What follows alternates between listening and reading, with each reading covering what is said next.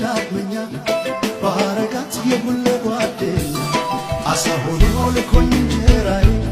ከአዲስ አበባው የትውልድ አምባር ተመለስኩኝ በፍቅሯ ተይዤ የሸገር ልጅ ባዶ ቅርጫት